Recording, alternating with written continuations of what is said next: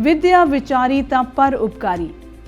असीं ये शब्द कदे ना कदे किसी स्कूल की कंध के उपर लिखे हुए जरूर पढ़े होणगे। जी हाँ, इसे विद्या के पर उपकार सदका ही असीं अपनी जिंदगी विच सोच समझ नूं विकसित कर पाते हाँ अते इस विद्या के सहारे ही साडा तीसरा नेत्र खुलता है, सानू जीवन जांच आती है अते उसे नूं हासिल करके ही असीं उच्चे मुकाम ते पहुँचते हाँ। नमस्कार जी, मैं हाँ रमनप्रीत ते लैके हाज़र हाँ प्रोग्राम आ छू लै जिंदगी।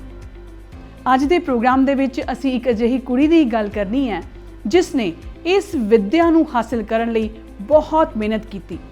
मेहनत नहीं बल्कि उसने बहुत घालना घाली, बहुत ज़्यादा चुनौतियों का सामना किया अते पूरी शिद्दत नाल यतन करते हुए मन चाही सिक्ख्या हासिल की अते मुकाम हासिल किए। जे मैं ये कहां कि इस कुड़ी ने विद्या नूं हासिल करन दी सिर्फ जिद नहीं की बल्कि विद्या प्राप्त करन नूं दे अधिकार नूं उसने खोया है, खो के हासिल किया है, तो यह झूठ नहीं होएगा। उस कुड़ी ने बचपन तो लैके स्कूल तक, फिर स्कूल तो लैके कॉलेज पुजन तक पढ़ाई जिद्दां खत्म की, हर पड़ाव के उपर एक वक्री चुनौती सी ते सारियां चुनौतियां सर होईयां, बहुत सारी मुश्किलों का सामना किया ते उस कुड़ी ने एक मुकाम हासिल किया।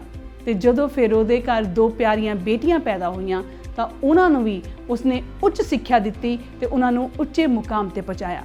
ते आप सिर्फ विद्या का दान हासिल ही नहीं किया बल्कि विद्या दित्ती भी हज़ारां विद्यार्थियों नूं अते उन्हां दी जिंदगी नूं रोशन किया, देश विदेश दे विच भी अपना नाम रोशन किया। ये हन डॉक्टर वीना अरोड़ा। डॉक्टर वीना अरोड़ा होरां दा जन्म लुधियाना दे एक बेहद सधारण परिवार विच होया। उन्हां दे पिता दा कबाड़ दा छोटा जिहा काम सी अते परिवार दे 6 बच्चियां विचों सब तो छोटी वीना नूं पढ़ाई दी बचपन तो ही डूंगी लगन सी, पर परिवार दी माड़ी माली हालत कारण उन्हां दी पढ़ाई दे राह विच बार-बार रुकावटां आईयां। इन्हां रुकावटां नूं पार करदे होए वीना अरोड़ा होरां ने अपनी पढ़ाई मुकम्मल की, कॉलेज विच लेक्चरर दी नौकरी हासिल की। पढ़ाई करदे होए ही उन्हां दा विआह 1988 विच हो गया अते उन्हां दे घर 2 बहुत ही प्यारियां धीआं ने जन्म लिया। वीना अरोड़ा होरां ने ਜਿਹੜੀਆਂ ਮੁਸ਼ਕਿਲਾਂ ਦਾ ਸਾਹਮਣਾ ਆਪ ਕੀਤਾ ਸੀ, ਉਹਨਾਂ ਮੁਸ਼ਕਿਲਾਂ ਨੂੰ ਆਪਣੀਆਂ ਧੀਆਂ ਦੇ ਰਸਤੇ ਵਿੱਚ ਨਹੀਂ ਆਉਣ ਦਿੱਤਾ। ਉਹਨਾਂ ਨੇ ਆਪਣੀਆਂ ਦੋਹੇ ਧੀਆਂ ਨੂੰ ਉੱਚ ਸਿੱਖਿਆ ਦਿੱਤੀ। ਉਹਨਾਂ ਦੀ ਇੱਕ ਧੀ ਕੰਪਨੀ ਸੈਕਟਰੀ ਹੈ ਅਤੇ ਇੱਕ ਪਾਇਲਟ। ਵੀਨਾ ਅਰੋੜਾ ਹੋਰਾਂ ਦੀ ਪਾਇਲਟ ਧੀ ਜਲੰਧਰ ਦੀ ਪਹਿਲੀ ਮਹਿਲਾ ਕਮਰਸ਼ੀਅਲ ਪਾਇਲਟ ਹੈ। ਵੀਨਾ ਅਰੋੜਾ ਹੋਰਾਂ ਨੂੰ ਸਾਹਿਤ ਅਤੇ ਸੱਭਿਆਚਾਰ ਦੇ ਖੇਤਰ ਵਿੱਚ ਕੰਮ ਕਰਨ ਲਈ कई मान सम्मान प्राप्त ने। इस समय वो जलंधर दे एक कॉलेज विच पढ़ा रहे ने अते अनेक सभ्याचारक, साहित्यक अते समाजिक संस्थावां नाल जुड़ के समाज दी बेहतरी लई भी कार्यशील ने। आओ मिलदे हां वीना अरोड़ा होरां नूं।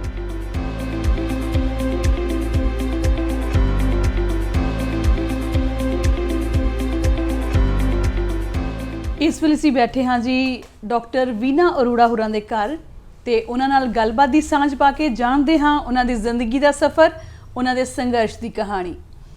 डॉक्टर वीना अरोड़ा जी सत श्री अकाल। सत श्री अकाल रमनप्रीत जी। पहला तो मुबारकां क्योंकि तुसीं हुणे तुहाडे नाम दे नाल डॉक्टर जिहड़ा है वो ऐड होया है ते तुहाडी PhD कंप्लीट हुई है, तुसीं डॉक्टरेट दी डिग्री हासिल की, उस लई मुबारक। बहुत शुक्रिया रमनप्रीत जी। ते दूजा प्रोग्राम साडा आ छू लै जिंदगी च तुहाडा स्वागत है। बहुत धन्नवाद।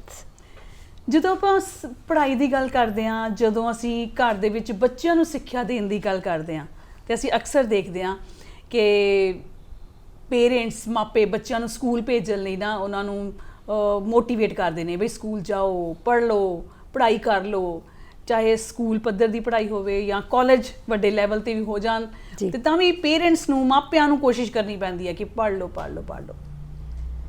ਤੁਹਾਡੀ ਕਹਾਣੀ ਅਲੱਗ ਹੈ, घर परिवार का माहौल भी अलग सीगा, बहुत सारिया चुनौतियां सीगियां ते तुसी पढ़ाई हासिल नहीं की, तुसी पढ़ाई खोई है, की कहना चाहोगे? बिल्कुल ठीक कह रहे हो तुसी रमनप्रीत जी। ਜੇ ਮੈਂ ਆਪਣੇ ਪਰਿਵਾਰ ਤੋਂ ਤੁਹਾਨੂੰ ਸ਼ੁਰੂਆਤ ਹੋ ਕੇ ਦੱਸਾਂ ਤੇ ਮੈਂ ਆਪਣੇ ਪਰਿਵਾਰ ਦੇ ਵਿੱਚ ਆਪਣੇ 6 ਭੈਣ ਭਰਾਵਾਂ ਵਿੱਚੋਂ ਸਭ ਤੋਂ ਛੋਟੀ ਹਾਂ। ਤੇ ਜਦੋਂ ਸਕੂਲਿੰਗ ਮੇਰੀ ਸ਼ੁਰੂ ਹੋਈ ਤੇ ਮੈਂ ਦੇਖਿਆ ਕਿ ਜਿਹੜੇ ਮੇਰੇ ਵੱਡੇ ਭੈਣ ਭਰਾ ਨੇ ਉਹਨਾਂ ਦੇ ਵਿੱਚੋਂ ਜਿਹੜੇ ਮੇਰੇ ਵੱਡੇ ਬ੍ਰਦਰ ਸੀ ਉਹਨਾਂ ਦਾ ਤੇ ਮੇਰਾ ਏਜ ਦਾ ਕਾਫੀ ਗੈਪ ਸੀ ਤੇ ਉਹਨਾਂ ਦੀ ਸਕੂਲਿੰਗ ਉਸ ਟਾਈਮ ਤੱਕ ਜਿਹੜੀ ਹੈ ਉਹ ਖਤਮ ਹੋ ਜਾਂਦੀ ਹੈ ਤੇ ਸਕੂਲ ਜਿਹੜਾ 8ਵੀਂ ਤੱਕ ਹੀ ਮੁੱਕ ਜਾਂਦਾ ਹੈ ਤੇ ਫਿਰ ਜਿਹੜੀਆਂ ਮੇਰੀਆਂ ਭੈਣਾਂ ਨੇ ਉਹਨਾਂ ਦਾ ਸਕੂਲ 10ਵੀਂ ਤੱਕ ਮੁੱਕ ਜਾਂਦਾ ਹੈ ਤੇ 10ਵੀਂ ਤੱਕ ਦੀ ਪੜ੍ਹਾਈ ਜਿਹੜੀ ਹੈ ਉਹ ਮੈਂ ਲੁਧਿਆਣਾ ਦੇ ਗਵਰਨਮੈਂਟ ਸਕੂਲ ਦੇ ਵਿੱਚ ਕੀਤੀ। ਪਹਿਲਾਂ ਕਾਮਰਨ ਰੋਡ ਤੇ 8ਵੀਂ ਕਲਾਸ ਤੱਕ ਮੈਂ ਪੜ੍ਹੀ ਤੇ ਫਿਰ 10ਵੀਂ ਜਿਹੜੀ ਆ ਉਹ ਮੈਂ ਲੱਕੜ ਬਾਜ਼ਾਰ ਗਵਰਨਮੈਂਟ ਸਕੂਲ ਤੋਂ ਕੀਤੀ ਤੇ ਪੜ੍ਹਾਈ ਦੇ ਵਿੱਚ ਮੇਰਾ ਬਹੁਤ ਜ਼ਿਆਦਾ ਇੰਟਰਸਟ ਸੀ ਤੇ ਮੇਰੇ ਜਿਹੜੀ ਵੱਡੀ ਸਿਸਟਰ ਹੈ ਮੇਰੇ ਤੋਂ ਇੱਕ ਕਲਾਸ ਅੱਗੇ ਸੀ ਤੇ ਜਦੋਂ ਵੀ ਕਿਤੇ ਸਕੂਲ ਜਾਣ ਦਾ ਜਾਂ ਘਰ ਰਹਿਣ ਦਾ ਹੁੰਦਾ ਤਾਂ ਮੇਰੀ ਉਹਦੇ ਨਾਲ ਬਹੁਤ ਕਸ਼ਮਕਸ਼ ਚੱਲਦੀ ਵੀ ਅੱਜ ਘਰ ਜ਼ਰੂਰਤ ਹੈ ਤੇ ਕੌਣ ਰੁਕੇਗਾ ਤੇ ਮੈਂ ਹਮੇਸ਼ਾ ਜਿਹੜੀ ਹੈ ਉਹ ਲੜ ਝਗੜ ਕੇ ਸਕੂਲ ਚਲੀ ਜਾਂਦੀ ਸੀ। ਮੈਂ ਕਹਿੰਦੀ ਸੀ ਕਿ ਮੈਂ ਛੁੱਟੀ ਨਹੀਂ ਕਰਨੀ, ਮੈਂ ਸਕੂਲ ਜਾਣਾ। ਕਰਦੇ ਕਰਾਂਦੇ 10ਵੀਂ ਤੱਕ ਮੇਰੀ ਪੜ੍ਹਾਈ ਹੋ ਗਈ ਤੇ ਕਿਉਂਕਿ ਮੇਰੀਆਂ ਦੋਨੋਂ ਸਿਸਟਰ 10th ਤੱਕ ਹੀ ਪੜ੍ਹੀਆਂ ਸੀ ਤੇ ਜਦੋਂ ਮੈਂ ਆਪਣੇ ਮੰਮੀ ਨੂੰ ਦੱਸਿਆ ਕਿ ਮੈਂ ਅੱਗੋਂ ਪੜ੍ਹਨਾ ਚਾਹੁੰਦੀ ਹਾਂ ਤਾਂ ਉਹਨਾਂ ਨੇ ਮੇਰੇ ਫਾਦਰ ਨਾਲ ਗੱਲ ਕੀਤੀ ਤੇ ਮੇਰੇ ਬ੍ਰਦਰ ਮੇਰੇ ਤੋਂ ਸਾਰੇ ਵੱਡੇ ਸੀ ਉਹਨਾਂ ਨਾਲ ਕਿਹਾ ਤੇ ਉਹ ਕਹਿੰਦੇ ਨਹੀਂ ਸਾਡੇ ਘਰ 'ਚ ਤਾਂ ਕੁੜੀਆਂ ਨੂੰ ਪੜ੍ਹਾਉਣ ਦਾ ਕੋਈ ਰਿਵਾਜ ਨਹੀਂ ਹੈਗਾ। ਤੇ ਮੈਂ ਬਹੁਤ ਪਰੇਸ਼ਾਨ ਸੀ ਉਦੋਂ ਤੇ ਮੈਨੂੰ ਸਮਝ ਨਹੀਂ ਸੀ ਆ ਰਹੀ। ਮੇਰੀ ਇੱਕ ਸਹੇਲੀ ਹੁੰਦੀ ਸੀ ਪਰਮਦੀਪ, ਉਹਨੇ ਕਾਲਜ ਦੇ ਵਿੱਚ ਐਡਮਿਸ਼ਨ ਲੈ ਲਈ ਤਾਂ ਜਦੋਂ ਮੈਨੂੰ ਪਤਾ ਲੱਗਿਆ ਤਾਂ ਮੈਂ ਬਹੁਤ ਮਤਲਬ ਇਮੋਸ਼ਨਲ ਬਹੁਤ ਰੋਂਦੇ ਰਹਿਣਾ। ਮੈਂ ਕਈ ਵਾਰੀ ਖਾਣੇ ਪੀਣੇ ਦਾ ਬਾਈਕਾਟ ਕਰ ਦੇਣਾ। ਮੈਂ ਕਹਿੰਦਾ ਨਹੀਂ ਮੈਨੂੰ ਤੁਸੀਂ ਐਡਮਿਸ਼ਨ ਕਰਾਓ। ਜਦੋਂ ਉਹਨਾਂ ਨੇ ਵੇਖਿਆ ਕਿ ਬਹੁਤ ਜਿੱਦ ਤੇ ਅੜੀ ਹੋਈ ਹੈ ਤਾਂ ਉਹਨਾਂ ਨੇ ਉਦੋਂ ਪ੍ਰੈਪ ਹੁੰਦੀ ਸੀ, +1 +2 ਨਹੀਂ ਸੀ ਹੁੰਦੀ। ਪ੍ਰੈਪ ਕਲਾਸ ਦੇ ਵਿੱਚ ਮੇਰੀ ਐਡਮਿਸ਼ਨ ਕਰਾਤੀ। ਜਦੋਂ ਪ੍ਰੈਪ ਹੋ ਗਈ ਤੇ ਉਸ ਤੋਂ ਬਾਅਦ BA ਸ਼ੁਰੂ ਕਰਨੀ ਸੀ ਕਿਉਂਕਿ ਘਰ ਦੇ ਵਿੱਚ ਕੋਈ ਇੱਦਾਂ ਦਾ ਮਾਹੌਲ ਨਹੀਂ ਸੀ। ਮੈਨੂੰ ਬਿਲਕੁਲ ਨਹੀਂ ਸੀ ਪਤਾ ਕਿ graduation, post graduation, BEd, MPhil, PhD ਇਹ ਕਲਾਸਾਂ ਕੀ ਹੁੰਦੀਆਂ ਕਿਉਂਕਿ ਘਰ ਦੇ ਵਿੱਚ ਕੋਈ ਇੱਦਾਂ ਦਾ ਸਿਨੈਰੀਓ ਹੈ ਹੀ ਨਹੀਂ ਸੀ। ਤੁਸੀਂ ਵੀਨਾ ਜੀ ਗੱਲ ਉਦੋਂ ਦੀ ਕਰ ਰਹੇ ਹੋ ਜਦੋਂ ਕੁੜੀਆਂ ਦੀ ਪੜ੍ਹਾਈ ਦਾ ਜਿਹੜਾ ਸੀ ਬਹੁਤਾ ਰਿਵਾਜ ਨਹੀਂ ਸੀ ਹੁੰਦਾ ਤੇ ਬਹੁਤ ਘੱਟ ਘਰਾਂ ਦੇ ਵਿੱਚ ਕੁੜੀਆਂ ਜਿਹੜੀਆਂ ਸੀਗੀਆਂ ਉੱਚ ਵਿੱਦਿਆ ਹਾਸਲ ਕਰਦੀਆਂ ਸੀਗੀਆਂ। ਪਰ ਜਿੰਨੀ ਕਿ ਮੈਨੂੰ ਜਾਣਕਾਰੀ ਹੈ ਇੱਕ ਤਾਂ ਉਸ ਵੇਲੇ ਦਾ ਮਾਹੌਲ ਕਿ ਵਿਮਨ ਐਜੂਕੇਸ਼ਨ, ਔਰਤਾਂ ਦੀ ਪੜ੍ਹਾਈ ਦਾ ਬਹੁਤਾ ਰੁਝਾਨ ਨਹੀਂ ਸੀ ਜਾਂ ਉਦੋਂ ਸ਼ੁਰੂ ਹੋਇਆ ਸੀ ਹੱਲੇ। ਦੂਜੇ ਚੁਣੌਤੀਆਂ ਹੋਰ ਵੀ ਬਹੁਤ ਸੀਗੀਆਂ। ਉਹ ਕਿਹੜੀਆਂ ਚੁਣੌਤੀਆਂ ਸੀਗੀਆਂ? ਸਾਡੇ ਘਰ ਦੇ ਜਿਹੜੇ ਆਰਥਿਕ ਹਾਲਾਤ ਸੀਗੇ ਕੋਈ ਬਹੁਤੇ ਚੰਗੇ ਨਹੀਂ ਸੀ। ਠੀਕ ਹੈ, ਮੇਰੇ ਪਿਤਾ ਜੀ ਕਬਾੜ ਦਾ ਕੰਮ ਕਰਦੇ ਸੀ ਤੇ ਜਦੋਂ ਮੈਂ ਸਕੂਲ ਦੀ ਪੜ੍ਹਾਈ ਦੀ ਗੱਲ ਕਰਾਂ ਤੇ ਉਦੋਂ ਉਹ ਜਿਹੜਾ ਸਮਾਨ ਲੈ ਕੇ ਆਉਂਦੇ ਸੀ ਮੰਡੀ ਗੋਬਿੰਦਗੜ੍ਹ ਜਾਂਦੇ ਹੁੰਦੇ ਸੀ, ਉਹ ਮੰਡੀ ਅਹਿਮਦਗੜ੍ਹ ਮੰਡੀ ਜਾਂਦੇ ਸੀ। ਉੱਥੋਂ ਜਦੋਂ ਉਹਨਾਂ ਨੇ ਕੋਈ ਸਮਾਨ ਲੈ ਕੇ ਆਉਣਾ ਨਾ ਤੇ ਸ਼ਹਿਰ ਦੇ ਵਿੱਚ ਲਿਆ ਕੇ ਵੇਚਣਾ ਤੇ ਮੈਂ ਜਦੋਂ ਉਹਦੇ ਵਿੱਚ ਕਿਤਾਬਾਂ ਆਉਂਦੀਆਂ ਸੀ ਨਾ ਮੈਂ ਕਿਤਾਬਾਂ ਫਰੋਲ ਲੈਂਦੀ ਸੀ ਤੇ ਬਹੁਤ ਵਾਰੀ ਮੈਨੂੰ ਮੇਰੇ ਸਿਲੇਬਸ ਦੀਆਂ ਕਿਤਾਬਾਂ ਉੱਥੋਂ ਮਿਲ ਜਾਂਦੀਆਂ ਸੀ। ਤੇ ਕਾਲਜ ਦੀ ਪੜ੍ਹਾਈ ਦੀ ਗੱਲ ਕਰਾਂ ਜਦੋਂ ਉੱਥੇ ਫੀਸਾਂ ਦਾ ਮਾਮਲਾ ਆਇਆ, ਜਦੋਂ ਪ੍ਰੈਪ ਖਤਮ ਹੋਈ ਜਿੱਦਾਂ ਮੈਂ ਤੁਹਾਨੂੰ ਹੁਣੇ ਦੱਸਿਆ ਤਾਂ ਉਸ ਤੋਂ ਬਾਅਦ ਮੈਂ ਗ੍ਰੈਜੂਏਸ਼ਨ ਕਰਨ ਦੀ ਜਿੱਦ ਕਰ ਲਈ ਤਾਂ ਮੇਰੇ ਪਰਿਵਾਰ ਦੇ ਵਿੱਚ ਬਹੁਤ ਖਿੱਚੋਤਾਣ ਹੋ ਗਈ ਵੀ ਨਹੀਂ ਹੁਣ ਅੱਗੋਂ ਨਹੀਂ ਪੜ੍ਹਾਉਣਾ, ਕਾਲਜ ਤਾਂ ਜਾਣਾ ਹੀ ਨਹੀਂ, ਕਾਲਜ ਤਾਂ ਸਾਡੇ ਪਰਿਵਾਰ 'ਚ ਤਾਂ ਕੋਈ ਜਾਂਦਾ ਹੀ ਨਹੀਂ। ਚਲੋ ਮੈਂ ਮੇਰੇ ਇੱਕ ਸੇਠੀ ਮੈਡਮ ਹੁੰਦੇ ਸੀ ਉਹ ਮੈਨੂੰ ਹਿਸਟਰੀ ਪੜ੍ਹਾਉਂਦੇ ਸੀ, ਮੈਂ ਉਹਨਾਂ ਨਾਲ ਗੱਲ ਕੀਤੀ ਤਾਂ ਉਹਨਾਂ ਨੇ ਮੇਰੇ ਘਰਦਿਆਂ ਨਾਲ ਗੱਲ ਕੀਤੀ ਤੇ ਉਹ ਕਹਿੰਦੇ ਕਿ ਤੁਹਾਡਾ ਬੱਚਾ ਬਹੁਤ ਕਾਬਲ ਹੈ, ਇਹਨੂੰ ਪੜ੍ਹਨ ਦਿਓ। ਤਾਂ ਇਹਨਾਂ ਨੇ ਮੇਰੇ ਮਦਰ ਕਿਉਂਕਿ ਕੱਪੜੇ ਸਟਿਚ ਕਰਦੇ ਸੀ ਤੇ ਮੈਂ ਨਾ ਆਪਣੀ ਮੇਰੀ ਮਦਰ ਜਿਵੇਂ ਫਿਲਮਾਂ ਦੇ ਵਿੱਚ ਜਦੋਂ ਵੱਡੇ ਹੋਏ ਵੇਖਣ ਲੱਗੇ ਕਿ ਫਿਲਮ ਦੇ ਵਿੱਚ ਜਿਹੜੀ ਹੀਰੋ ਹੀਰੋਇਨ ਦੀ ਮਦਰ ਹੈ ਉਹ ਕੱਪੜੇ ਹੀ ਸੀ ਰਹੀ ਹੈ ਤਾਂ ਮੈਨੂੰ ਆਪਣੀ ਮਦਰ ਜਿਹੜੀ ਹੈ ਉਹ ਨਿਰੂਪਮਾ ਦੱਤ ਵਰਗੀ ਲੱਗਦੀ ਸੀ। ਮਤਲਬ ਘਰ ਦਾ ਵਿੱਚ ਇੱਕ ਆਰਥਿਕ ਤੰਗੀਆਂ ਦਾ ਮਾਹੌਲ ਹੈ ਨਾ, ਫਾਦਰ ਦੀ ਜਿਹੜੀ ਕਮਾਈ ਹੈ ਪਰਿਵਾਰ ਚਲਾਉਣ ਲਈ ਕਾਫੀ ਨਹੀਂ ਤੇ ਖਾਸ ਤੌਰ ਤੇ ਜੇ ਮੈਂ ਤੁਹਾਡੇ ਪਰਿਵਾਰ ਦੀ ਗੱਲ ਕਰਾਂ ਜਿੱਥੇ 6 ਬੱਚੇ ਨੇ ਤੇ ਉੱਤੋਂ ਕਿ ਕੁੜੀਆਂ ਦੀ ਪੜ੍ਹਾਈ ਦਾ ਕੋਈ ਬਹੁਤਾ ਉਹ ਨਹੀਂ। ਜਿਹੜੀਆਂ ਆਰਥਿਕ ਤੰਗੀਆਂ ਨੇ ਉਹਦੇ ਵਿੱਚ ਮੈਂ ਤੁਹਾਨੂੰ ਦੱਸ ਸਕਦੀ ਹਾਂ ਕਿ ਮੈਨੂੰ ਕਿੱਦਾਂ ਮਹਿਸੂਸ ਹੁੰਦਾ ਸੀਗਾ ਵੀ ਪੈਸੇ ਘੱਟ ਨੇ ਜਾਂ ਇਹਨਾਂ ਦੇ ਕੋਲ ਪੇਰੈਂਟਸ ਨੂੰ ਮੁਸ਼ਕਿਲ ਹੋ ਰਹੀ ਹੈ। ਘਰ ਦੇ ਵਿੱਚ ਕੋਈ ਖਾਣ ਪੀਣ ਦੀ ਚੀਜ਼ ਆਣੀ ਤੇ ਸਾਰਿਆਂ ਦੇ ਵਿੱਚ ਵੰਡੀ ਜਾਣੀ ਤੇ ਮਾਂ ਨੇ ਕਹਿਣਾ ਨਹੀਂ ਮੇਰਾ ਤਾਂ ਦਿਲ ਹੀ ਨਹੀਂ ਕਰਦਾ ਕਿਉਂਕਿ ਹੁੰਦੀ ਨਹੀਂ ਸੀ, ਖਤਮ ਹੋ ਜਾਂਦੀ ਸੀ। ਤਾਂ ਉਹਨੇ ਇੱਦਾਂ ਦਾ ਜਦੋਂ ਐਸਾ ਗੱਲ ਕਰਨੀ ਤੇ ਮੈਨੂੰ ਬਹੁਤ ਪੇਨ ਫੀਲ ਹੋਣੀ ਵੀ ਚੀਜ਼ ਤਾਂ ਬਚੀ ਨਹੀਂ ਤੇ ਦਿਲ ਕਿੱਦਾਂ ਨਹੀਂ ਕਰਦਾ, ਜੇ ਬਚੀ ਹੋਵੇ ਤੇ ਦਿਲ ਕਰੇ। ਤਾਂ ਉਹ ਸਾਰੇ ਮਾਹੌਲ ਦੇ ਵਿੱਚ ਸਾਰੇ ਸਿਨੈਰੀਓ ਦੇ ਵਿੱਚ ਮੈਂ ਮਹਿਸੂਸ ਕੀਤਾ ਕਿ ਸੱਚੀ ਆਰਥਿਕ ਤੰਗੀ ਬਹੁਤ ਹੈ। ਤਾਂ ਫਿਰ ਮੈਂ ਗਲੀ ਦੇ ਵਿੱਚ ਛੋਟੇ ਬੱਚੇ ਜਿਹੜੇ ਸੀਗੇ ਉਹਨਾਂ ਨੂੰ ਮੈਂ ਟਿਊਸ਼ਨਸ ਪੜ੍ਹਾਉਣੀਆਂ ਸ਼ੁਰੂ ਕਰ ਦਿੱਤੀਆਂ। ਤੇ ਕੁਝ ਮੇਰੇ ਪੇਰੈਂਟਸ, ਮੇਰੀ ਮਦਰ ਦਾ ਬਹੁਤ ਵੱਡਾ ਰੋਲ ਰਿਹਾ, ਮਤਲਬ ਉਹਨਾਂ ਨੇ ਮੈਨੂੰ ਕਦੀ ਨਹੀਂ ਰੋਕਿਆ ਵੀ ਤੂੰ ਨਹੀਂ ਪੜ੍ਹਨਾ। ਬ੍ਰਦਰ ਰੋਕਦੇ ਸੀ, ਫਾਦਰ ਰੋਕਦੇ ਸੀ, ਤਾਂ ਉਹਨਾਂ ਨੂੰ ਜਦੋਂ ਮੈਂ ਉਹਨਾਂ ਨੂੰ ਮਨਾ ਲਿਆ ਤੇ ਮਦਰ ਨੇ ਵੀ ਮਨਾ ਲਿਆ ਉਹਨਾਂ ਨੂੰ, ਤੇ ਮੈਂ ਟਿਊਸ਼ਨਸ ਲੈਣੀਆਂ ਵੀ ਸ਼ੁਰੂ ਕਰ ਦਿੱਤੀਆਂ। ਤਾਂ ਇੱਦਾਂ ਕਰਕੇ ਫਿਰ ਮੇਰੇ ਸੇਠੀ ਮੈਡਮ ਦੀ ਹੈਲਪ ਨਾਲ ਲਾਇਬ੍ਰੇਰੀ ਤੋਂ ਮੈਂ ਕਿਤਾਬਾਂ ਲੈਣੀਆਂ, ਫੀਸ ਮੈਂ ਆਪੇ ਇਕੱਠੀ ਕਰ ਲੈਣੀ। ਤਾਂ ਇੱਦਾਂ ਕਰਕੇ ਜਿਹੜੀ ਪੜ੍ਹਾਈ ਹੈ ਉਹ ਮੈਂ ਆਪਣੀ ਕਾਲਜ ਦੀ ਗ੍ਰੈਜੂਏਸ਼ਨ ਤੱਕ ਪੂਰੀ ਕਰ ਲਈ। ਤੁਸੀਂ ਜਿਸ ਸਮੇਂ ਦੀ ਗੱਲ ਕਰ ਰਹੇ ਹੋ ਕਿ ਸਕੂਲ ਖਤਮ ਹੋਇਆ, ਕਾਲਜ ਸ਼ੁਰੂ ਹੋਇਆ, ਉਦੋਂ ਬੜੀ ਨਾਜ਼ੁਕ ਜੀ ਉਮਰ ਹੁੰਦੀ ਹੈ।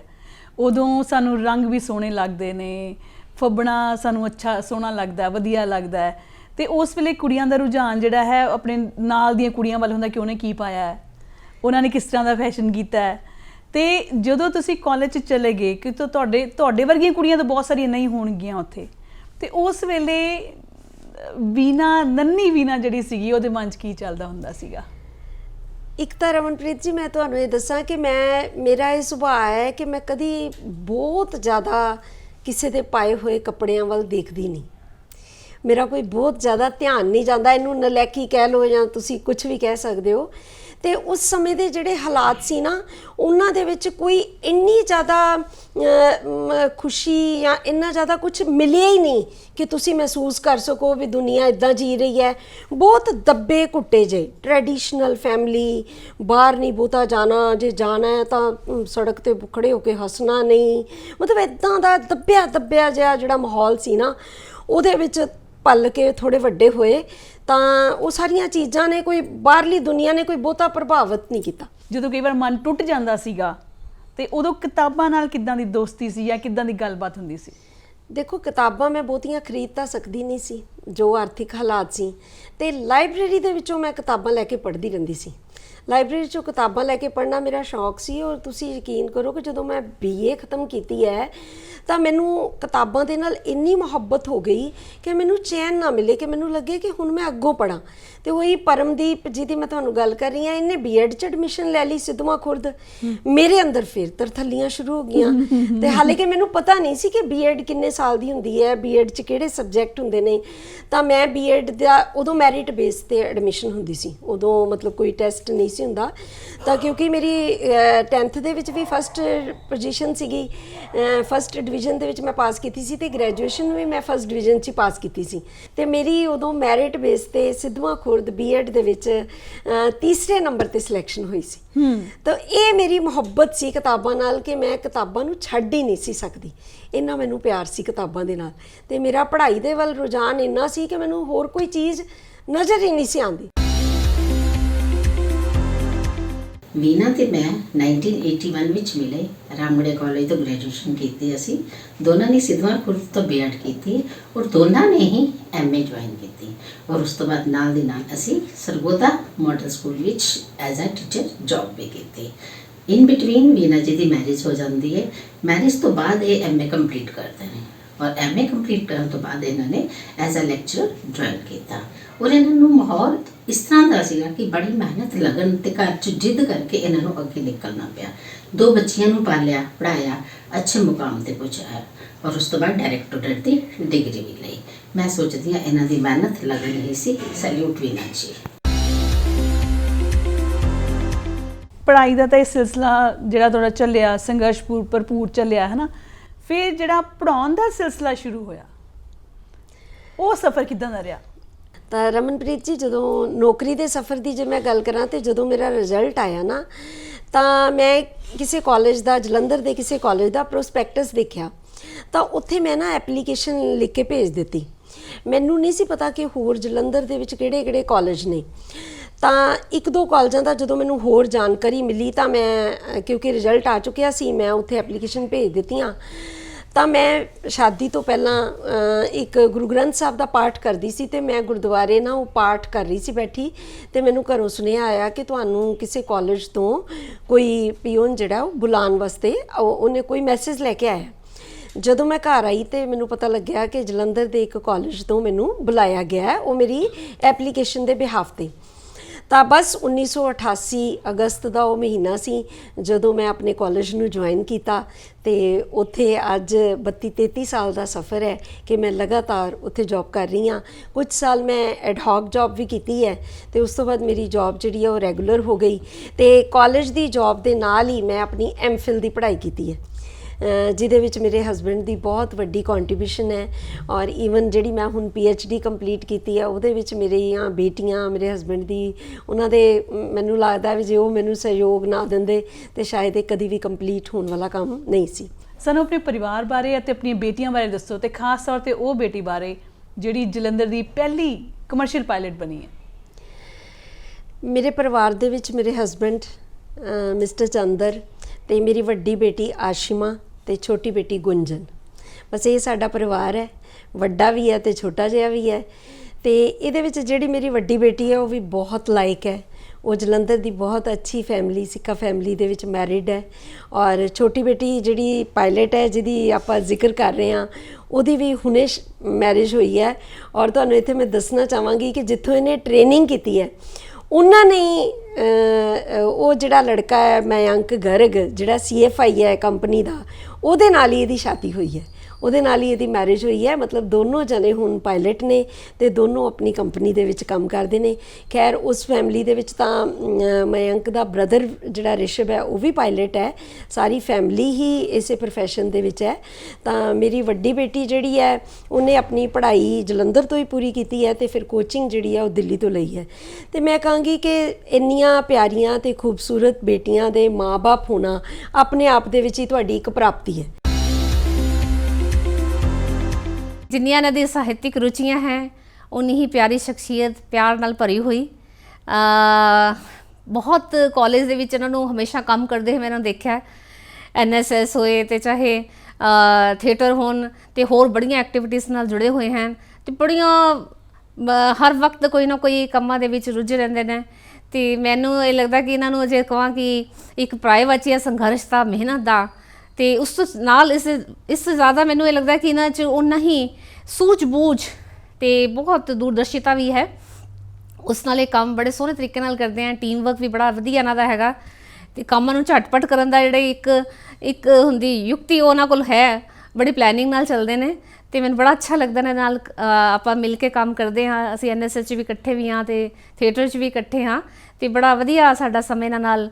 ਤੇ ਮੈਂ ਦੇਖਦੀ ਹਾਂ ਕਿ ਇਹਨਾਂ ਨੇ ਸਭ ਤੋਂ ਜਿੱਦਾਂ ਕਹਿੰਦੇ ਨਾ ਕਿ ਨਾ ਕੇਵਲ ਇਹਨਾਂ ਨੇ ਖੁਦ ਤਰੱਕੀ ਕੀਤੀ ਹੈ, ਦੂਜਿਆਂ ਨੂੰ ਵੀ ਕਰਾਈ ਹੈ, ਸਟੂਡੈਂਟਸ ਨੂੰ ਵੀ ਕਰਾਈ ਹੈ ਤੇ ਉਹਦਾ ਹੀ ਸਿਲਾ ਹੈ ਕਿ ਇਹਨਾਂ ਦੇ ਬੱਚੀਆਂ ਵੀ ਉੱਥੇ ਹੀ ਪੜ੍ਹੀਆਂ ਤੇ ਜਿੱਦਾਂ ਇਹਨਾਂ ਨੇ ਆਪਣੇ ਉਚਾਈਆਂ ਨੂੰ ਪ੍ਰਾਪਤ ਕੀਤਾ ਤੇ ਇਹਨਾਂ ਦੇ ਬੱਚਿਆਂ ਨੇ ਵੀ ਹੋਰ ਵੱਡੀਆਂ ਉਡਾਨਾਂ ਭਰੀਆਂ। ਤੁਹਾਡੀ ਤਾਕਤ ਕੌਣ ਰਿਹਾ ਇਸ ਲੰਬੇ ਸਫ਼ਰ ਵਿੱਚ ਤੁਹਾਨੂੰ ਚੱਲਦੇ ਰੱਖਣ ਲਈ ਤੇ ਤੁਹਾਨੂੰ ਕਿਹੜੀਆਂ ਸ਼ਖਸੀਅਤਾਂ ਤੋਂ ਪ੍ਰੇਰਨਾ ਮਿਲਦੀ ਰਹੀ? ਰਮਨਪ੍ਰੀਤ ਜੀ ਦੇਖੋ, ਸਭ ਤੋਂ ਵੱਡੀ ਪ੍ਰੇਰਨਾ ਤਾਂ ਜਿਹੜੀ ਤਾਕਤ ਮੈਨੂੰ ਮਿਲੀ ਹੈ ਉਹ ਮੇਰੀ ਮਦਰ ਤੋਂ ਮਿਲੀ ਹੈ ਕਿਉਂਕਿ ਮੇਰੀ ਮਦਰ ਨੇ ਮੇਰੀ ਸਟੱਡੀ ਦੇ ਵਿੱਚ ਬਹੁਤ ਵੱਡਾ ਰੋਲ ਪਲੇ ਕੀਤਾ। ਜੇ ਉਹਨਾਂ ਦਾ ਮਾਂ ਦਾ ਸਹਿਯੋਗ ਨਾ ਹੁੰਦਾ ਤੇ ਸ਼ਾਇਦ ਪਤਾ ਨਹੀਂ ਅੱਜ ਮੈਂ ਕਿੱਥੇ ਹੁੰਦੀ।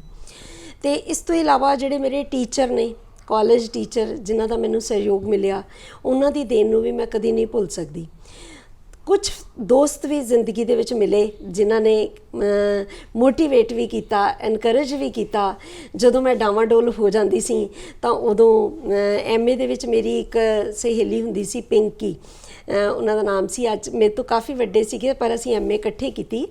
ਤਾਂ ਉਹ ਜਦੋਂ ਮੇਰੇ ਤੋਂ ਕੁਝ ਸਾਲ ਵੱਡੇ ਸੀਗੇ ਤੇ ਜਦੋਂ ਅਸੀਂ MA ਇਕੱਠੇ ਕੀਤੀ ਤਾਂ ਉਹਨਾਂ ਨੇ ਮੈਨੂੰ ਬਹੁਤ ਮੋਟੀਵੇਟ ਕਰਨਾ। ਉਹਨਾਂ ਨੇ ਕਹਿਣਾ ਦੇਖਣਾ ਵੀਨਾ ਤੂੰ ਇੱਕ ਦਿਨ ਕਿਤੇ ਨਾ ਕਿਤੇ ਜ਼ਰੂਰ ਪਹੁੰਚੇਗੀ, ਦੇਖੀ ਤੂੰ ਜਿੰਨੀ ਤੇਰੇ 'ਚ ਲਗਨ ਹੈ ਨਾ ਤੂੰ ਘਬਰਾਇਆ ਨਾ ਕਰ, ਕੁਝ ਨਹੀਂ ਹੁੰਦਾ। ਤੇ ਇੱਕ ਬੜੀ ਤੁਹਾਨੂੰ ਘਟਨਾ ਦੱਸਦੀ ਹਾਂ ਕਿ ਜਦੋਂ ਮੈਂ ਅਜੇ ਫਸਟ ਈਅਰ ਦੇ ਵਿੱਚ ਮੇਰੀ ਫਸਟ ਈਅਰ ਹੋ ਗਈ ਸੀ, MA ਪਾਰਟ 1 ਦੀ ਮੇਰੀ ਪੜ੍ਹਾਈ ਹੋ ਗਈ ਸੀ ਤੇ MA ਪਾਰਟ 2 ਦੀ ਅਜੇ ਸ਼ੁਰੂ ਹੀ ਹੋਈ ਸੀ ਤਾਂ ਮੇਰੀ ਜਿਹੜੀ ਹੈ ਉਹ ਅੰਗੇਜਮੈਂਟ ਹੋ ਗਈ। ਤਾਂ ਮੇਰੇ ਆ ਜਿਹੜੇ ਸਸੁਰਾਲ ਵਾਲੇ ਆਏ ਤਾਂ ਇਹਨਾਂ ਨੇ ਮੈਨੂੰ ਸ਼ਗਨ ਪਾਇਆ। ਉਦੋਂ ਜਿੰਨਾ ਕੁ ਸ਼ਗਨ ਇਕੱਠਾ ਹੋਇਆ ਤੇ ਮੇਰੀ ਮੰਮੀ ਕਹਿੰਦੇ ਵੀ ਤੂੰ ਨਾ ਇਹ ਪੈਸੇ ਫੜਾ, ਇਹਨਾਂ ਨੂੰ ਵਾਪਸ ਕਰਨੇ ਨੇ। ਮੈਂ ਕਿਹਾ ਇਹ ਪੈਸੇ ਤਾਂ ਹੁਣ ਮੈਂ ਬਿਲਕੁਲ ਵਾਪਸ ਨਹੀਂ ਕਰਨੇ, ਇਹ ਪੈਸੇ ਤਾਂ ਹੁਣ ਫੀਸ ਦੇ ਕੇ ਆਵਾਂਗੀ, ਐਮਏ ਦੀ ਫੀਸ ਪਈ ਹੈ ਦੇਣ ਵਾਲੀ, ਤੁਹਾਡੀਆਂ ਮੁਸ਼ਕਿਲ ਸਥਿਤੀਆਂ ਨੇ, ਰਹਿਣ ਦਿਓ। ਮੈਂ ਕਿਹਾ ਕੁਛ ਨਹੀਂ ਹੁੰਦਾ, ਸਾਰੇ ਰਿਵਾਜ ਨਵੇਂ ਵੀ ਕੁਝ ਸ਼ੁਰੂ ਕਰੀਦੇ ਹੁੰਦੇ ਆ। ਮੈਂ ਕਿਹਾ ਇੰਨੀ ਖੇਚਲ ਹੋ ਗਈ, ਇੰਨਾ ਕੰਮਕਾਰ ਕਰਨਾ ਪਿਆ। ਜਦੋਂ ਆਏ ਮੈਂ ਨਹੀਂ ਪੈਸੇ, ਮੈਂ ਸੱਚੀ ਪੈਸੇ ਵਾਪਸ ਨਹੀਂ ਕੀਤੇ। 700-800 ਰੁਪਈਆ ਸੀਗਾ ਜਿਹੜਾ ਇਕੱਠਾ ਹੋਇਆ, ਮੈਂ ਜਾ ਕੇ ਆਪਣੀ ਚੁੱਪ ਕਰਕੇ ਐਮਏ ਦੀ ਫੀਸ ਦੇ ਆਈ। ਤਾਂ ਇਦਾਂ ਮੈਂ ਆਪਣੀਆਂ ਸਥਿਤੀਆਂ ਨੂੰ ਚਲਾਉਂਦੀ ਗਈ। ਪਤਾ ਨਹੀਂ ਪਰਮਾਤਮਾ ਦੀਆਂ ਬਲੇਸਿੰਗ ਸੀਗੀਆਂ। ਬਿਲਕੁਲ, ਮਤਲਬ ਕਹਿੰਦਾ ਜਿਹੜੀ ਤੁਸੀਂ ਗੱਲ ਕਹੀ ਸੀ ਕਿ ਤੁਹਾਡੀ ਕਾਮਯਾਬੀ ਵਿੱਚ ਤੁਹਾਡੇ ਹਸਬੈਂਡ ਦਾ ਯੋਗਦਾਨ ਹੈ, ਉਹ ਵਿਆਹ ਤੋਂ ਪਹਿਲਾਂ ਸ਼ੁਰੂ ਹੋ ਗਿਆ ਸੀ, ਹੈ ਨਾ? ਸੇਮ ਗੱਲ ਉਹਨਾਂ ਨੇ ਮੈਨੂੰ ਕਹੀ, ਕਹਿੰਦੇ ਉਹ ਯੋਗਦਾਨ ਤਾਂ ਪਹਿਲਾਂ ਹੀ ਸ਼ੁਰੂ ਹੋ ਗਿਆ ਸੀ। ਬਾਅਦ ਵਿੱਚ ਉਹਨਾਂ ਦੀ ਬਹੁਤ ਕੰਟਰੀਬਿਊਸ਼ਨ ਰਹੀ ਹੈ। ਬੱਚਿਆਂ ਨੂੰ ਉਹਨਾਂ ਨੇ ਸੰਭਾਲਿਆ, ਬੱਚੇ ਛੋਟੇ ਸੀ, ਸਕੂਲ ਤਾਂ ਚਲੋ ਤੁਸੀਂ ਸਵੇਰੇ ਭੇਜ ਦਿੰਦੇ ਹੋ, ਬੱਚੇ ਜਦੋਂ ਘਰ ਆਏ ਹੈ, ਕਾਲਜ ਦੇ ਟਾਈਮਿੰਗ ਆਰਸ ਜਿਹੜੇ ਬੜੇ ਲੰਬੇ ਹੈ, ਜਾਂ ਮੈਂ ਐਮਫਿਲ ਕੀਤੀ ਹੈ, ਉਹਨਾਂ ਦੀ ਬਹੁਤ ਮੈਨੂੰ ਸਹਿਯੋਗ ਰਿਹਾ। ਮੇਰੇ ਤੋਂ ਜ਼ਿਆਦਾ ਕੱਲ੍ਹ ਹੀ ਮੇਰੀ PhD ਪੂਰੀ ਹੋਵੇ, ਮੇਰੇ ਤੋਂ ਜ਼ਿਆਦਾ ਕਾਲ ਉਹਨਾਂ ਨੂੰ ਸੀ ਵੀ ਤੂੰ ਛੇਤੀ ਡਾਕਟਰ ਬਣ ਜਾ। ਹਾਲੇ ਕਿ ਆਪ ਉਹ ਗ੍ਰੈਜੂਏਟ ਹੀ ਨੇ, ਤੇ ਪਰ ਉਹਨਾਂ ਨੇ ਮੈਨੂੰ ਕਹਿੰਦੇ ਨੇ ਨਾ ਕਿ ਜਿਵੇਂ ਪੇਰੈਂਟਸ ਜਿਹੜੇ ਨੇ ਉਹ ਕੰਟਰੀਬਿਊਟ ਕਰਦੇ ਨੇ, ਇਦਾਂ ਹੀ ਹਸਬੈਂਡ ਨੇ ਵੀ ਬਹੁਤ ਕੰਟਰੀਬਿਊਟ ਕੀਤਾ। ਵੀਨਾ ਜੀ, ਤੁਹਾਡਾ ਜਿਹੜਾ ਨਾਮ ਹੈ ਬਹੁਤ ਸਾਰੇ ਸਰਟੀਫਿਕੇਟਾਂ ਤੇ, ਡਿਗਰੀਆਂ ਤੇ, ਡਿਪਲੋਮਿਆਂ ਤੇ ਹੈਗਾ ਆ। ਤੁਹਾਡਾ ਨਾਮ ਕੁਝ ਮੈਂ ਕਿਤਾਬਾਂ ਤੇ ਵੀ ਲਿਖਿਆ ਦੇਖਿਆ। ਪੜ੍ਹਾਈ ਤੋਂ ਇਲਾਵਾ ਵਾਲੀਆਂ ਜਿਹੜੀਆਂ ਤੁਹਾਡੀਆਂ ਪ੍ਰਾਪਤੀਆਂ ਰਹੀਆਂ ਨੇ, ਉਹਨਾਂ ਵੱਲ ਜਾਣ ਦਾ ਮੌਕਾ ਕਿੱਦਾਂ ਮਿਲਿਆ ਤੇ ਉਹਨਾਂ ਬਾਰੇ ਜ਼ਿਕਰ ਕਰੋ। ਪੜ੍ਹਾਈ ਤੋਂ ਇਲਾਵਾ ਸ਼ੁਰੂਆਤੀ ਦੌਰ ਦੇ ਨੌਕਰੀ ਦੇ ਦਿਨਾਂ ਵਿੱਚ ਤਾਂ ਮੈਨੂੰ ਕੋਈ ਬਹੁਤ ਜ਼ਿਆਦਾ ਨਾ ਪਤਾ ਸੀ ਤੇ ਨਾ ਮੇਰਾ ਕੋਈ ਇੰਟਰਸਟ ਹੀ ਹੁੰਦਾ ਸੀ, ਕਿਉਂਕਿ ਬੱਚੇ ਛੋਟੇ ਸੀ। ਉਸ ਤੋਂ ਬਾਅਦ ਮੈਂ ਰੇਡੀਓ ਟਾਕਸ ਵੱਲ ਗਈ, ਬਹੁਤ ਸਾਰੀਆਂ ਮੇਰੀਆਂ ਰੇਡੀਓ ਟਾਕਸ ਵੀ ਹੋਈਆਂ। ਤਾਂ ਮੈਂ ਮਿੰਨੀ ਕਹਾਣੀਆਂ ਵੀ ਲਿਖਦੀ ਹਾਂ, ਕਿਉਂਕਿ ਜੋ ਮੈਂ ਜੀਵਨ ਦੇ ਵਿੱਚ ਵਰਤਾਰਾ ਆਪਣੇ ਆਸ-ਪਾਸ ਦੇਖਦੀ ਹਾਂ, ਤੇ ਬਹੁਤ ਸਾਰੀਆਂ ਕਿਤਾਬਾਂ ਦੇ ਵਿੱਚ ਮੇਰੀਆਂ ਮਿੰਨੀ ਕਹਾਣੀਆਂ ਵੀ ਛਪੀਆਂ ਹੋਈਆਂ ਨੇ। ਤੇ ਕਹਿ ਲਓ ਕਿ ਮੈਨੂੰ ਜ਼ਿਆਦਾ ਜਿਹੜਾ ਸ਼ੌਕ ਹੈ ਉਹ ਕਿਤਾਬਾਂ ਪੜ੍ਹਨ ਦਾ ਹੀ ਹੈ। ਤੇ ਵੇਲੇ ਜਦੋਂ ਵੀ ਸਮਾਂ ਮਿਲਦਾ, ਸਿਲੇਬਸ ਤੋਂ ਇਲਾਵਾ ਕੁਛ ਨਾ ਕੁਛ ਜਿਹੜਾ ਉਹ ਪੜ੍ਹਦੇ ਲਿਖਦੇ ਰਹੀਦਾ। ਇਹੀ ਮੇਜਰ ਜਿਹੜੇ ਨੇ ਉਹ ਮੇਰੇ ਸ਼ੌਕ ਹੈਗੇ ਨੇ। ਤੇ ਜ਼ਿਆਦਾ ਮੈਨੂੰ ਜੇ ਕਿਸੇ ਹੋਰ ਸ਼ੌਕ ਬਾਰੇ ਪੁੱਛਦੇ ਹੋ ਤੇ ਮੈਨੂੰ ਟਰੈਵਲਿੰਗ ਦਾ ਬਹੁਤ ਸ਼ੌਕ ਹੈ, ਘੁੰਮਣ ਫਿਰਨ ਦਾ ਬਹੁਤ ਸ਼ੌਕ ਹੈ। ਕੋਈ ਵੀ ਮੌਕਾ ਮਿਲਦਾ ਮੈਂ ਉਹਨੂੰ ਜਾਣ ਨਹੀਂ ਦਿੰਦੀ, ਚਾਹੇ ਉਹ ਸੰਡੇ ਹੋਵੇ ਤੇ ਚਾਹੇ ਉਹ ਛੁੱਟੀਆਂ ਹੋਣ। ਮੈਂ 2 ਵਾਰ ਕੈਨੇਡਾ ਜਾ ਆਈ ਹਾਂ। ਉੱਥੇ ਮੈਂ ਇੰਟਰਨੈਸ਼ਨਲ ਜਿਹੜੀ ਪੰਜਾਬੀ ਵਰਲਡ ਕਾਨਫਰੰਸ ਹੈ ਉਹ ਵੀ ਮੈਂ ਦੋਨੋਂ ਵਾਰੀ ਅਟੈਂਡ ਕੀਤੀ ਹੈ। ਦੋਨੋਂ ਵਾਰੀ ਮੈਂ ਉੱਥੇ ਪੇਪਰ ਵੀ ਪ੍ਰੈਜ਼ੈਂਟ ਕੀਤਾ ਹੈ। ਤੇ ਬਹੁਤ ਥਾਵਾਂ 'ਤੇ ਮੈਂ ਵੈਨਕੂਵਰ, ਕੈਲਗਰੀ, ਸਰੀ ਔਰ ਵਿਕਟੋਰੀਆ, ਟੋਰਾਂਟੋ, ਬਰੈਂਪਟਨ, ਇਹ ਸਾਰੇ ਜਿਹੜੇ ਨੇ ਉਹ ਘੁੰਮ ਕੇ ਆਈਆਂ, ਕਿਉਂਕਿ ਮੈਨੂੰ ਘੁੰਮਣ ਫਿਰਨ ਦਾ ਬਹੁਤ ਸ਼ੌਕ ਹੈ। ਵੀਨਾ ਜੀ, ਤੁਹਾਨੂੰ ਕਾਲਜ 'ਚ ਪੜ੍ਹਾਉਂਦੇ ਹੋਏ ਮੈਨੂੰ ਲੱਗਦਾ 3 ਦਹਾਕੇ ਦੇ ਤੋਂ ਵੱਧ ਦਾ ਸਮਾਂ ਹੋ ਗਿਆ ਹੈ ਨਾ? ਤੇ ਇਹ ਇੱਕ ਲੰਬਾ ਸਫ਼ਰ ਸੀ। ਤੁਸੀਂ ਬਹੁਤ ਸਾਰੇ ਵਿਦਿਆਰਥੀਆਂ ਨੂੰ ਸਿੱਖਿਆ ਦਿੱਤੀ, ਬਹੁਤ ਕੁਝ ਸਿਖਾਇਆ ਵੀ, ਔਰ ਬਹੁਤ ਸਾਰੀਆਂ ਜਿਹੜੀਆਂ ਸੱਭਿਆਚਾਰਕ ਗਤੀਵਿਧੀਆਂ ਨੇ ਉਹਨਾਂ ਨਾਲ ਵੀ ਜੁੜੇ ਰਹੇ ਹੋ। ਤੇ ਹੁਣ ਆਉਣ ਵਾਲੇ ਮੈਨੂੰ ਲੱਗਦਾ ਕੁਝ ਕੁ ਸਾਲਾਂ 'ਚ ਤੁਹਾਡੀ ਇਹ ਜਿਹੜੀ ਸਰਵਿਸ ਹੈ ਇਹ ਵੀ ਖਤਮ ਹੋਣ ਵਾਲੀ ਹੈ। ਤੇ ਰਿਟਾਇਰਮੈਂਟ ਤੋਂ ਬਾਅਦ ਕੀ ਪਲਾਨ ਕਰਦੇ ਹੋ? ਰਮਨਪ੍ਰੀਤ ਜੀ, ਜਿੱਦਾਂ ਮੈਂ ਤੁਹਾਨੂੰ ਪਹਿਲਾਂ ਦੱਸ ਕੇ ਹਟੀ ਹਾਂ ਕਿ ਮੈਨੂੰ ਘੁੰਮਣ ਫਿਰਨ ਦਾ ਬਹੁਤ ਸ਼ੌਕ ਹੈ। ਤੇ ਰਿਟਾਇਰਮੈਂਟ ਤੋਂ ਬਾਅਦ ਜੇ ਸਿਹਤ ਨੇ ਸਾਥ ਦਿੱਤਾ, ਜੇ ਸਿਹਤ ਠੀਕ ਰਹੀ ਔਰ ਜ਼ਿੰਦਗੀ ਸਲਾਮਤ ਰਹੀ, ਤਾਂ ਮੈਂ ਘੁੰਮਣ ਫਿਰਨ ਦੀ ਸ਼ੌਕੀਨ ਹਾਂ। ਘੁੰਮਣਾ ਫਿਰਨਾ ਤਾਂ ਹੈਗਾ ਹੀ ਹੈ, ਤੇ ਕਿਤੇ ਨਾ ਕਿਤੇ ਸੋਸ਼ਲ ਵੈਲਫੇਅਰ ਜਿਹੜਾ ਵਰਕ ਹੈ ਉਹਦੇ ਨਾਲ ਵੀ ਮੈਂ ਆਪਣੇ ਆਪ ਨੂੰ ਜੋੜਾਂਗੀ। ਤੁਸੀਂ ਜਿੰਨੀ ਸ਼ਿੱਦਤ ਦੇ ਨਾਲ ਆਪਣੇ ਲਈ ਵਿੱਦਿਆ ਹਾਸਲ ਕੀਤੀ ਔਰ ਜ਼ਿੰਦਗੀ ਵਿੱਚ ਮੁਕਾਮ ਹਾਸਲ ਕੀਤਾ, ਇੱਕ ਬਹੁਤ ਬਹੁਤ ਪਿਆਰਾ ਪਰਿਵਾਰ ਤੁਹਾਨੂੰ ਮਿਲਿਆ, ਬਹੁਤ ਪਿਆਰੀਆਂ ਬੱਚੀਆਂ ਨੇ ਤੁਹਾਡੇ ਘਰ ਜਨਮ ਲਿਆ ਜਿਹੜੀਆਂ ਇੱਕ ਮੁਕਾਮ ਤੇ ਪਹੁੰਚੇ ਜਿਨ੍ਹਾਂ ਤੁਹਾਨੂੰ ਮਾਣ ਹੈ। ਪਰ ਬਾਕੀ ਵੀ ਕੁੜੀਆਂ ਨੇ ਜਾਂ ਬਾਕੀ ਯੂਥ ਹੈ, ਉਹਨਾਂ ਨੂੰ ਤੁਸੀਂ ਕੀ ਕਹਿਣਾ ਚਾਹੋਗੇ? ਮੈਂ ਇਹ ਸਮਝਦੀ ਹਾਂ ਕਿ ਕੁੜੀਆਂ ਜਿਹੜੀਆਂ ਨੇ, ਬੇਟੀਆਂ ਜਿਹੜੀਆਂ ਨੇ, ਉਹ ਇਸ ਧਰਤੀ ਦੀ, ਇਸ ਕਾਇਨਾਤ ਦੀ ਬਹੁਤ ਖੂਬਸੂਰਤ ਨਿਆਮਤ ਨੇ। ਤੇ ਅਸੀਂ ਸਾਰੇ ਮਾਂ-ਬਾਪ ਰਲ ਕੇ ਇਹਨਾਂ ਬੇਟੀਆਂ ਨੂੰ ਅੱਗੇ ਵਧਣ ਲਈ, ਇਹਨਾਂ ਨੂੰ ਦਿਸ਼ਾ ਦਿਖਾਈਏ, ਇਹਨਾਂ ਨੂੰ ਉੱਡਣ ਲਈ ਖੰਭ ਦਈਏ ਤੇ ਵਾਪਸ ਮੁੜਨ ਲਈ ਇਹਨਾਂ ਨੂੰ ਜੜ੍ਹਾਂ ਦਈਏ, ਤਾਂ ਜੋ ਇਹ ਆਪਣੇ ਆਪ ਤੇ ਵੀ ਮਾਣ ਕਰ ਸਕਣ ਤੇ ਮਾਂ-ਬਾਪ ਵੀ ਇਹਨਾਂ ਤੇ ਮਾਣ ਕਰ ਸਕਣ। ਸਾਡੀ ਅੱਜ ਦੀ ਗੱਲਬਾਤ ਵਿੱਚੋਂ ਮੈਨੂੰ ਜੋ ਗੱਲ ਸਮਝ ਆਈ ਹੈ ਕਿ ਜਦੋਂ ਇੱਕ ਮਾਂ ਦੀ ਜ਼ਿੰਦਗੀ ਬਹੁਤ ਸਾਰੀਆਂ ਚੁਣੌਤੀਆਂ ਭਰੀ ਹੁੰਦੀ ਹੈ, ਤਾਂ ਉਹ ਆਪਣੀਆਂ ਬੇਟੀਆਂ ਲਈ ਇੱਕ ਅਜਿਹਾ ਰਸਤਾ ਤਿਆਰ ਕਰਦੀ ਹੈ ਜਿਸ ਰਸਤੇ 'ਤੇ ਚੱਲ ਕੇ ਉਹ ਅਸਮਾਨ ਨੂੰ ਛੂ ਲੈਂਦੀਆਂ ਨੇ। ਤੇ ਵੀਨਾ ਅਰੋੜਾ ਜੀ ਦੀ ਬੇਟੀ ਨੇ ਸੱਚੀ ਮੁੱਚੀ ਵਾਲਾ ਅਸਮਾਨ ਛੂਇਆ। ਵੀਨਾ ਜੀ, ਤੁਹਾਡੀਆਂ ਗੱਲਾਂ ਸੁਣ ਕੇ ਮਨ ਦੇ ਵਿੱਚ ਥੋੜ੍ਹੀ ਜਿਹੀ ਚੀਜ਼ ਵੀ ਆਈ, ਖੁਸ਼ੀ ਵੀ ਮਿਲੀ ਤੇ ਬਹੁਤ ਮਾਣ ਵੀ ਮਹਿਸੂਸ ਹੋਇਆ ਕਿ ਤੁਸੀਂ ਬੜੀ ਸ਼ਿੱਦਤ ਨਾਲ ਤੇ ਬੜੀ ਸਟਰਗਲ ਕਰਕੇ ਪੜ੍ਹਾਈ ਕੀਤੀ, ਪਰ ਹਜ਼ਾਰਾਂ ਬੱਚਿਆਂ ਨੂੰ ਪੜ੍ਹਾਈ ਦੇ ਕੇ ਤੁਸੀਂ ਪੜ੍ਹਾਈ ਦਾ ਜਿਹੜਾ ਤੋਹਫਾ ਦੇ ਕੇ ਉਹਨਾਂ ਨੂੰ ਕਾਬਿਲ ਬਣਾਇਆ ਤੇ ਪਰਮਾਤਮਾ ਨੇ ਤੁਹਾਨੂੰ ਵੀ ਦੋ ਬਹੁਤ ਪਿਆਰੀਆਂ ਤੇ ਕਾਮਯਾਬ ਬੇਟੀਆਂ ਦਿੱਤੀਆਂ। ਸਾਡੇ ਪ੍ਰੋਗਰਾਮ 'ਚ ਆਉਣ ਲਈ, ਗੱਲਾਂ ਬਾਤਾਂ ਕਰਨ ਲਈ ਤੁਹਾਡਾ ਬਹੁਤ ਬਹੁਤ ਸ਼ੁਕਰੀਆ।